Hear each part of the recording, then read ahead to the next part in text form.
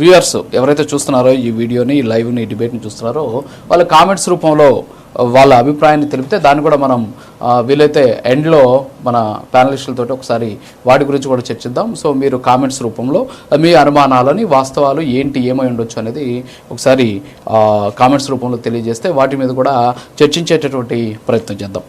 వివేక్ బాబు గారు, good morning sir. So ఓవరాల్గా ఏంటి తొలుత అసలు ప్రమాదం జరగలేదు, ఇందాక చెప్పారు మన అజయ్ కుమార్ గారు, అసలు ప్రమాదం ఏంటి, అసలు ప్రమాదం జరగలేదు, మా కార్యకర్త కాదన్నారు, తర్వాత ఏ వీడియో అన్నారు, అసలు జగన్మోహన్ రెడ్డి సంబంధం లేదన్నారు, ఏదో వెహికల్ గుద్దేశాను అన్నారు. ఫైనల్గా చూస్తే ఓవరాల్గా అంబులెన్స్లో ఏదో జరిగింది, కారు గుద్దడం వల్ల కాదు, అంబులెన్స్లో తీసుకెళ్లడం వల్లే సింగయ్య మృతి చెందాడు. ఏమంటారు? రాజు గారు, ముందుగా మీకు ప్యానల్ సభ్యులకి అలాగే ప్రైమ్ లైన్ వీక్షకులందరికీ గుడ్ మార్నింగ్. సింగయ్య మృతికి సంబంధించి గత నెల 18వ తారీఖున జరిగిన ఘటనకు సంబంధించి ఆ రోజు అసలు ఒక ప్రమాదంగా మొదటగా దాన్ని బయటకు వచ్చింది. అది కూడా వేరే వెహికల్ నంబర్ చెప్పి సాక్షాత్ ఎస్పీ గారు చెప్పారు. ఆయన ఎందుకు అలా చెప్పారు అని చెప్పడానికి తర్వాత కూడా ప్రెస్ మీట్ పెట్టడం జరిగింది. సో ఇనిషియల్ గా గ్రౌండ్ లెవెల్లో ఉన్న పోలీసులు సంబంధించిన ఫీడ్బ్యాక్ ఇచ్చారు. సో అది ఒక యాక్సిడెంటల్ గా జరిగింది అనే కోణంలోనే ఎస్పీ గారు వివరణ ఇవ్వడం జరిగింది. ఆ రోజు కూడా నేను చెప్పాను, ఎస్పీ గారు వివరణ ఇచ్చారు, మేబీ ఇది యాక్సిడెంటల్ ఏమో అని. ఎందుకంటే అల్టిమేట్ గా పోలీస్ అధికారుల మాట మనం వింటాము, నమ్ముతాం కాబట్టి.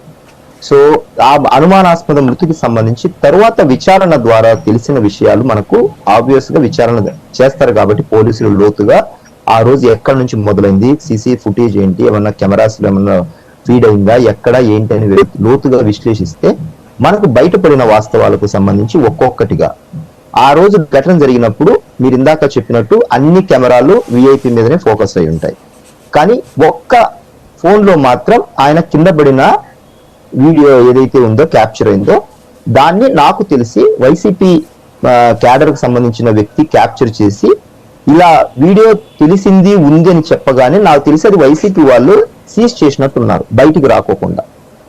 దిస్ ఇస్ ఫర్ షూర్, నాకు తెలిసి ఇది షూర్ గా జరిగిన విషయం. లేకపోతే ఎందుకంటే ఎక్కడ తీయడానికి ఛాన్సెస్ లేవు.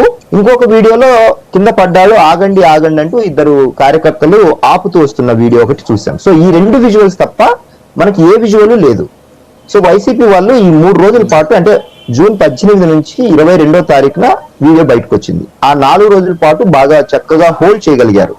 మొత్తానికి ఎలాగోలాగా వీడియో బయటకు వచ్చింది. మరి రేట్ సరిపోలేదో, తీసుకున్నదందుకు హోల్డ్ చేయడానికి ఆ రేట్ సరిపోలేదో ఏమో, మరి ఆ కార్యకర్త ఫోన్ మొత్తానికి వెనక్కి వచ్చేసింది, బయటకు వచ్చేసింది వీడియో. దాన్ని ఏఐగా చిత్రీకరిస్తున్నారు. సరే, అది కూడా వదిలేద్దాం, విచారణ సంస్థలు తేలుస్తాయి, న్యాయాధికారులు తేలుస్తారు. ఇది ఒకసారి చూద్దాం. ఇది 23వ తారీఖున ట్విట్టర్ లో సాక్షాత్తు వైసీపీ అధినేతగా ఉన్న ఆయన రాసిన పోస్టు. కావాలంటే డేట్ చూసుకోవచ్చు, మళ్ళీ నేను అబద్ధం చెప్పాను అనుకుంటారు. ఆయన రాసినది చూసుకోవచ్చు, అబద్ధం కాదు, ఇది నిజం. ఏదో డేట్ కూడా ఉంటుంది, చూడండి. కనిపిస్తుందా లేదు? చూడండి, ఇటు కనిపిస్తుంది. ఇది రాసింది తారీఖు. నేను అందులో బ్రీఫ్ గా 2 పాయింట్లు చెప్తాను, ఇది మృతి అనుమానాస్పదమా కాదా అని. ఆయన రాసిన 2 పాయింట్లు చదువుతాను, ఉండండి. ఆ వెహికల్ గురించి రాశాడు ఆయన. Z+ కేటగిరీ ఉన్న మాజీ ముఖ్యమంత్రిని నేను బుల్లెట్ ప్రూఫ్ వాహనం ఇవ్వలేదు. ఆయన బుల్లెట్ ప్రూఫ్ వాహనంలోనే ఉన్నారు, గవర్నమెంట్ ఇచ్చిన వాహనంలోనే ఆయన ప్రయాణిస్తున్నారు. ఏమైనా అప్స్ అండ్ డౌన్స్ ఉంటే కింద గవర్నమెంట్ ఇన్ఫార్మ్ చేస్తే గవర్నమెంట్ తిరిగి రెడీ చేసి ఇస్తుంది, ఆయన ఇన్ఫార్మ్ చేసే టైప్ కాదు. 2వ పాయింట్. ఆయన ఇంకో పాయింట్ ఏం రాశాడంటే గవర్నమెంటే డ్రైవర్ ని ఆ వాహనాన్ని డ్రైవ్ కూడా చేయాలి. ఆయనకు ఆ డ్రైవర్ ఎప్పటి నుంచి ఉన్నాడు? 2011 or 12 subject to correction, AR constable ఆయన ముఖ్యమంత్రిగా ఉన్నప్పుడు కూడా ఆయనే ఉన్నాడు. ఆ విషయం ఆయనకు తెలియదా? ట్విట్టర్ లో రాసిన మాట చెప్తున్నాను.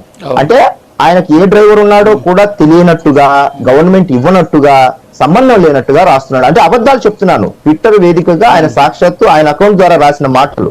3వది ముఖ్యమైనది, ఒకటి మాత్రం నిజము. నేను సత్తెనపల్లి నియోజకవర్గం రెంటపాల గ్రామాలకు చేరి తిరిగి వచ్చేటప్పుడు దురదృష్ట ఘటన జరిగిందని మా పార్టీ నాయకులు నా దృష్టికి తీసుకొచ్చారు. వెంటనే పత్తిపాడు ఇన్ఛార్జికి కిరణ్ కి, మాజీ మంత్రి అంబరు రాంబాబుకు పార్టీ నాయకులు చేరుకొని ఆసుపత్రి చేరుకున్నారు, మా వాళ్ళు చెప్పారు. అంటే అర్థం ఏంటి? ఆ రోజు ఆ ఘటన జరిగిందని ఆయన నోటీస్ లో ఉంది. వెంటనే 10 లక్షలు ఇవ్వాలని ఆదేశాలు కూడా ఇచ్చాను. ఇది ఏ రోజు?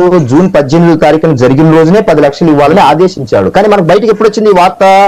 22వ తారీఖు పైన బయటకు వచ్చింది. మామూలుగా ఇందులో ఇంకొక కోణం ఏంటంటే మామూలుగానే వైసీపీ వాళ్ళు ఎవరికి కూడా రూపాయి కాదు కదా, పావలా కాదు కదా, 5 పైసలు బిల్ల కూడా చూపారు. ఆహనా పెళ్ళంటలో కోటా శ్రీనివాసరావు టైపు, కోడికి ఏలాడు కట్టుకొని తినే టైపు.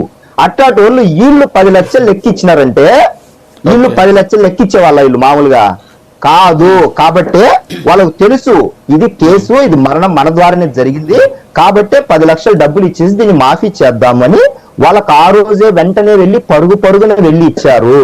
వీళ్ళు మామూలుగా వాళ్ళ మీద వాళ్ళకి జరిగిన నేరానికే, వాళ్ళు చేసిన దానికే వాళ్ళు చేయరు మామూలుగా. అట్లాంటిది ఇలాంటి దానికి చేశారంటే కన్నా మనం అనుమానాస్పదంగా అనుమానించాల్సిన విషయమా కాదా? దాన్ని కూడా కప్పెట్టారు. తర్వాత ఇవన్నీ జరిగినప్పుడు బాధ్యత నిర్వహించాము, అందులో మరణించిన మా వ్యక్తి, మా మనిషి మమ్మల్ని అధ్వానించే అయినప్పుడు ఆ బాధ్యత మరింత రెట్టింపు అవుతుంది అనే విషయాన్ని ఆయన రాసుకొచ్చారు ట్విట్టర్ లో. సో ఆయనకు కంప్లీట్ గా ఈ కేసు గురించి తెలుసు. బట్ స్టిల్ ఆయన ఏం చేశాడంటే దీన్ని హైడ్ చేసుకుంటూ వచ్చి 23వ తారీఖున రాసిన వాస్తవాలకు సంబంధించిన విషయాలు ఇవన్నీ నేను చెప్తున్నాను. సో ఈ కేసుకు సంబంధించిన పూర్తి వివరాలు ఆయన నోటీస్ లో ఉన్నాయి. దీన్ని హైడ్ చేయాలనుకున్నారు, తప్పులని ప్రచారాలు చేసి 23వ తారీఖు వరకు వాళ్ళు కప్పెట్టాలని చూశారు. 22న వీడియో బయటకు వచ్చింది, 23న ఆయన ట్విట్టర్ లో రాసిన విధానం గురించి చెప్తున్నాను. సో అంతిమంగా మేము కూడా దీన్ని పెద్దగా ప్రొలాంగ్ చేయట్లేదు.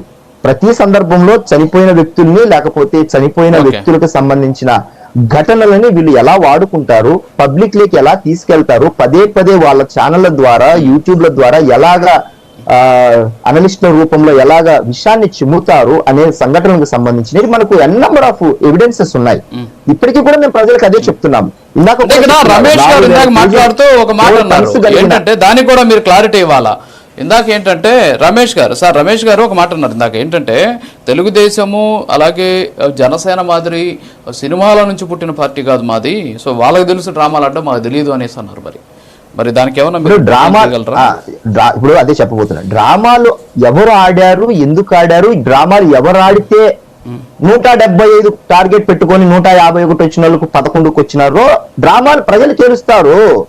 అయిపోయింది మ్యాటర్. మనం ఎంత మాట్లాడినా కూడా వైసీపీ వారు చెప్పే ప్రతి మాటకి సమాధానము పీపుల్ మ్యాండేట్ రూపంలో 11 ఇచ్చి you are not eligible for opposition అని కూడా చెప్పేశారు. మేము డ్రామాలాల్సిన అవసరం ఏముంది? ఎవరు గత 5 ఏళ్ల పాటు డ్రామాలు ఆడారో, ఎవరు ఏమేమి ప్రజలకు మంచి చేశారో ప్రజలు మ్యాండేట్ ఇచ్చేశారు.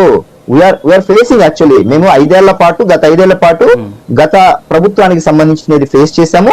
ఇప్పుడు మేము గవర్నమెంట్ లో ఉండి ప్రజల ఇష్యూస్ ని సాల్వ్ చేయడానికి ఫేస్ చేస్తున్నాము. అల్టిమేట్ గా మేము కూడా ప్రజల దగ్గరికి వెళ్తాం 2029లో. ప్రజలు డిసైడ్ చేస్తారు ఎవరు డ్రామాలు ఆడారు, ఎవరు చిత్తశుద్ధిగా ఉన్నారు, ఎవరు ప్రజల పట్ల కన్సర్న్ ఉన్నారు అని. సో ఆ విషయాన్ని పక్కన పెడితే నేను ఇందాక చెప్తున్న విషయం ఏదో మీరు అడ్డుపడ్డారు. సరే, సింగయ్య మృతికి సంబంధించిన ఏదైతే ఈ ఇష్యూ నడుస్తోందో మేము ఇప్పటికీ ఓపెన్ గానే చెప్తున్నాము. వాళ్ళు ఏదైతే అంటున్నారు, మనుషుల్ని మొబలైజ్ చేసి మ్యానిపులేట్ చేసి కేసును తారుమారు చేసి సబ్సైడ్ చేయాలని ఏదైతే ట్రై చేస్తున్నారో దానికి సంబంధించిన విచారణకు సంబంధించిన పోలీసులు ఉంటారు, సాక్షుల్ని చూపిస్తారు, ఎవిడెంట్ గా న్యాయస్థానాలు తేలుస్తాయి.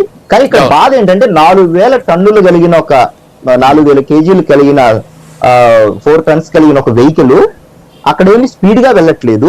మనిషి తలకాయి బాడీని కరెక్ట్ గా తల దగ్గర ఎక్కలేక జారుకుంటూ వెళ్ళింది, స్లోగా వెళ్తుంది. కాబట్టి ఎక్కేసి వెళ్ళుతుంది, లేకపోతే అది ఏఐ క్రియేటెడ్ వీడియో మనకు స్పష్టంగా కనిపిస్తుంది. స్లోగా వెళ్తుంది బండి, జారుకుంటా వెళ్తుంది. బికాజ్ అతను అడ్డుపడ్డాడు.